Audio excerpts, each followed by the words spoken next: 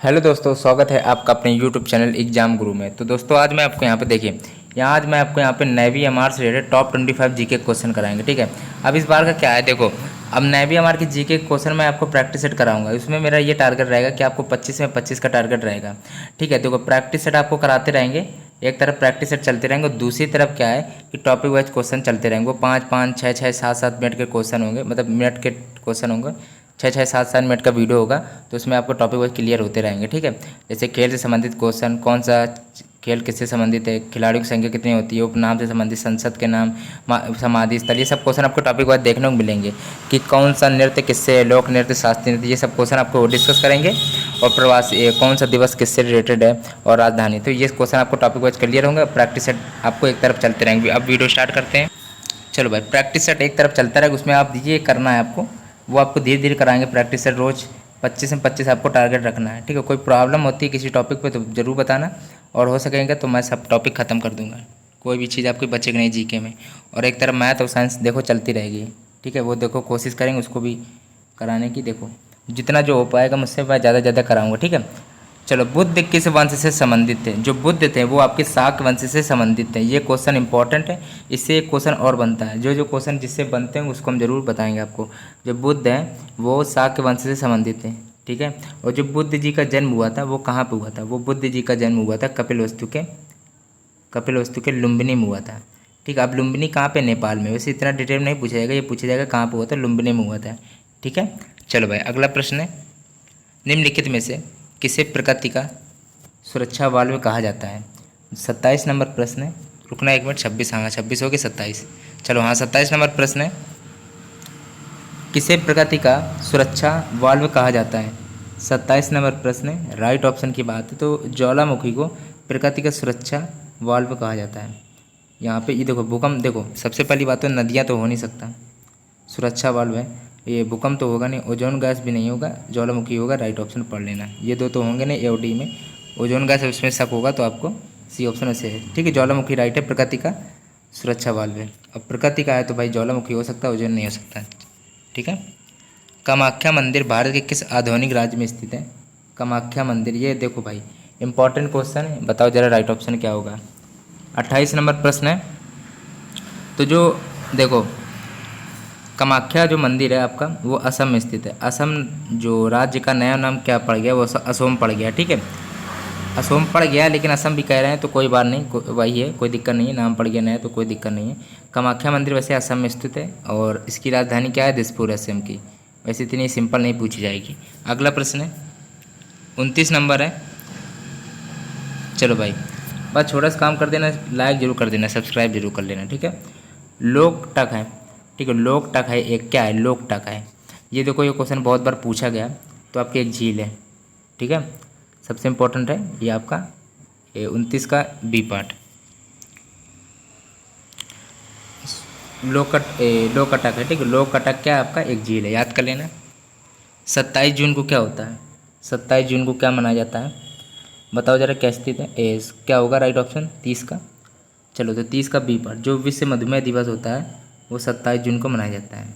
ठीक है, चलो भाई ये तो देखो इसको तो बताने की जरूरत नहीं थी। 1 दिसंबर को मनाया जाता है, विश्व एड्स दिवस होता है जो एक्वायर्ड अमीनो डिफिशिएंसी सिंड्रोम, जो AIDS का फुल फॉर्म होता है, इसे एड्स कहते हैं, एक्वायर्ड अमीनो डिफिशिएंसी सिंड्रोम। 1 दिसंबर को मनाया जाता है, और विश्व मधुमेह दिवस होता है 27 जून को। ठीक है, देखो पेपर में चारों में से कोई भी पूछा सकता है। पर्यावरण दिवस पूछा गया था पिछली बार, वैसे इतना सिंपल नहीं पूछना चाहिए था। 5 जून, ठीक है, पूछ लेते हैं एक दो। देखो नेवी हमारे जीके में ना 25 क्वेश्चन आपके आते हैं, तो उसमें कुछ ना कुछ मजबूरन में उनको 5-6 क्वेश्चन आपको बिल्कुल सिंपल आते हैं। ठीक है, और विश्व जनसंख्या दिवस आपका 11 जुलाई को होता है। ठीक है, चलो भाई देखो अगला प्रश्न दिया गया है, प्रसिद्ध गायत्री मंत्र होता है, कहाँ से लिया गया है? जो गायत्री मंत्र कहाँ से लिया गया है? 31 नंबर प्रश्न है, तो राइट ऑप्शन सी पार्ट है, जो ऋग्वेद से लिया गया। जो गायत्री मंत्र है वो ऋग्वेद में लिया गया। और ऋग्वेद क्या होता है? ऋग्वेद आपका सबसे प्राचीनतम वेद होता है। सबसे पहली बात तो इसकी ये हो गई, और दूसरी बात ये कि ऋग्वेद जो होता है उसमें किस देवता की पूजा की जाती है? तो इंद्र देवता की पूजा की जाती थी। और ठीक है, और वैसे 4 वेद होते हैं आपके, ऋग्वेद, सामवेद, यजुर्वेद, अथर्ववेद होते हैं, लेकिन मतलब सबसे इंपॉर्टेंट वैसे ऋग्वेद है, क्योंकि ये सबसे प्राचीनतम है और इसमें इंद्र देवता की पूजा होती थी। अगला प्रश्न है, चलो भाई 32 नंबर प्रश्न है, देखो क्या लिखा है इसमें, भारत के संविधान का निर्माता किन्हें माना जाता है? 32 नंबर प्रश्न है। तो देखो 32 नंबर की बात है तो बी ऑप्शन, जो भीमराव अंबेडकर है, ठीक है, उन्हें क्या कहता है, भारत के संविधान का निर्माता कहा जाता है। याद कर लेना, इंपॉर्टेंट है। अगला प्रश्न देखते हैं। 33 नंबर प्रश्न है, भारत में प्रथम महिला आईपीएस। ये क्वेश्चन देखो मैं पहले भी करा चुका। देखो जीके तो काफ़ी क्वेश्चन होते हैं जो रिपीटेड, जो मैं बहुत बार करा चुका, क्योंकि मैंने बहुत सारे प्रैक्टिस सेट करा दिए हैं। एयरफोर्स और नेवी की प्रैक्टिस सेट अगर आप जोड़ेंगे मेरे चैनल पे तो शायद 600 प्रैक्टिस सेट मिल जाएंगे एयरफोर्स नेवी के लिए, और नेवी एमआर के लिए तो फिर 700-800 हो जाएंगे। 700 प्रैक्टिस सेट करा चुके हैं आपको जीके के लिए, केवल 650 या 700 करा चुके हैं एयरफोर्स नेवी के लिए, ठीक है। तो भाई ये कि देखो आईपीएस बताओ, इंडियन पुलिस सर्विस अधिकारी कौन है? भारत में पहली बार प्रथम महिला पूछी गई, महिला। 33 नंबर प्रश्न है, राइट ऑप्शन इसका बी बार, जो किरण बेदी है वो थी प्रथम महिला आईपीएस। तो ये क्वेश्चन देखो रिपीटेड था, बहुत बार बताया भी था, आता होगा। अगला प्रश्न देखते हैं।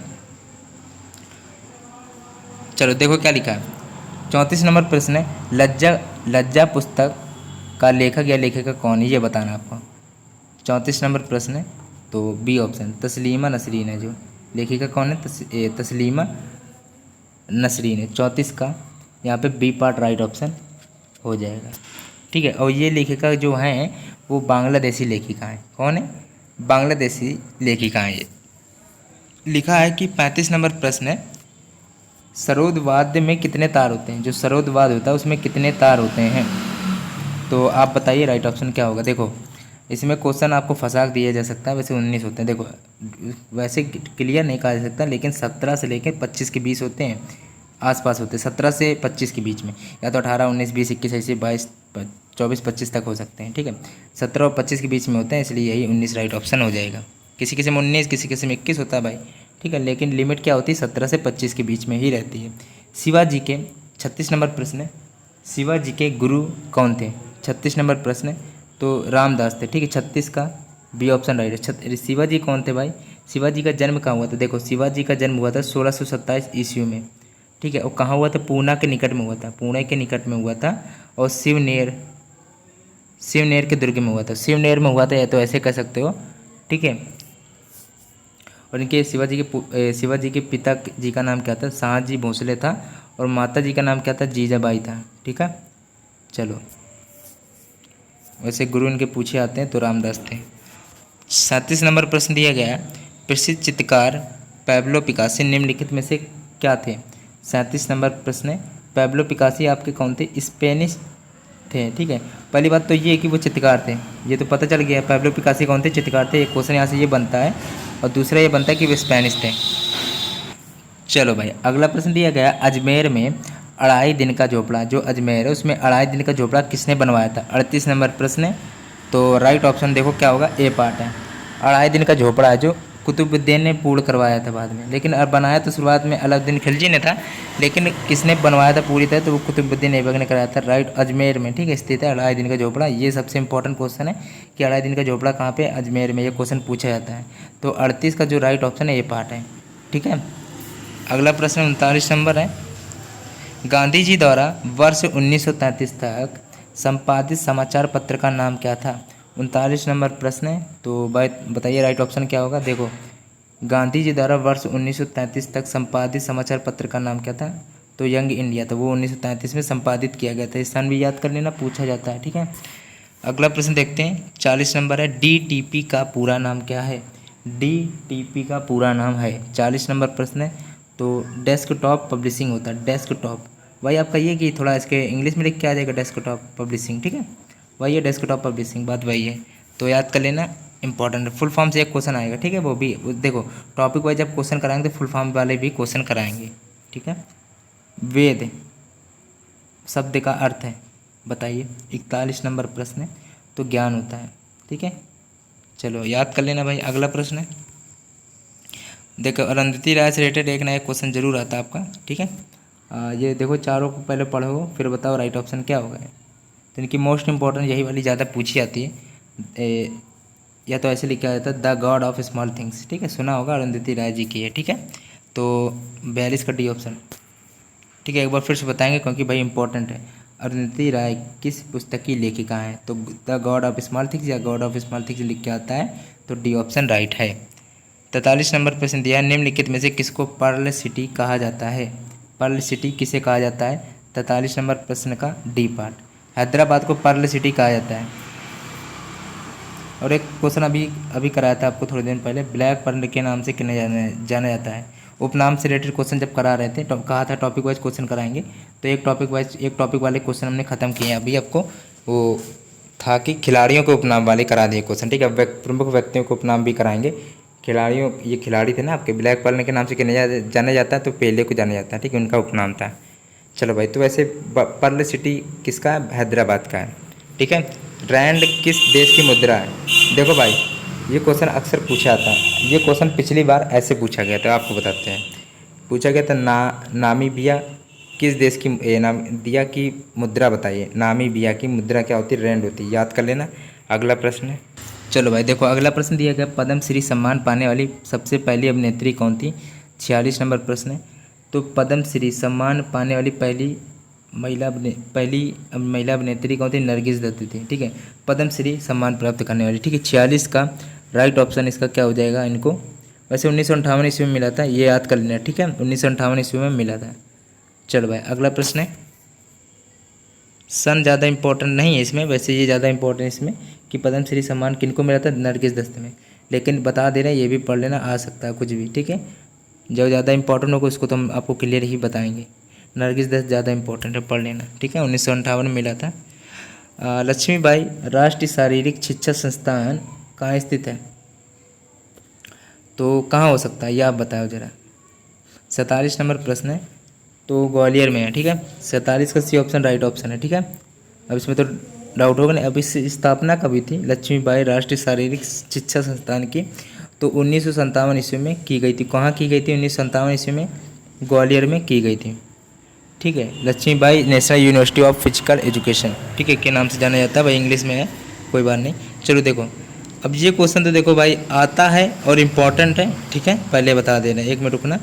देखो, नीली क्रांति का संबंध किससे है? नीली क्रांति का तो मत्स्य पालन है या फिर मछली पालन भी लिख के आता है, ठीक है, मछली पालन से है, तो मत्स्य पालन एक ही बात है।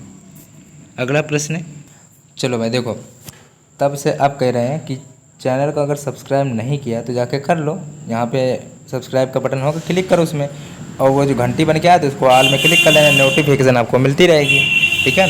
और ये क्या है कि लाइक एंड लाइक यहाँ बटन होगी, ठीक है, उसमें आप प्लीज़ लाइक कर लेना, ठीक है, तब जाकर अब लास्ट में आप बोला तभी हमने, ठीक है, कि आपको कोई डिस्टर्ब ना हो शुरुआत में।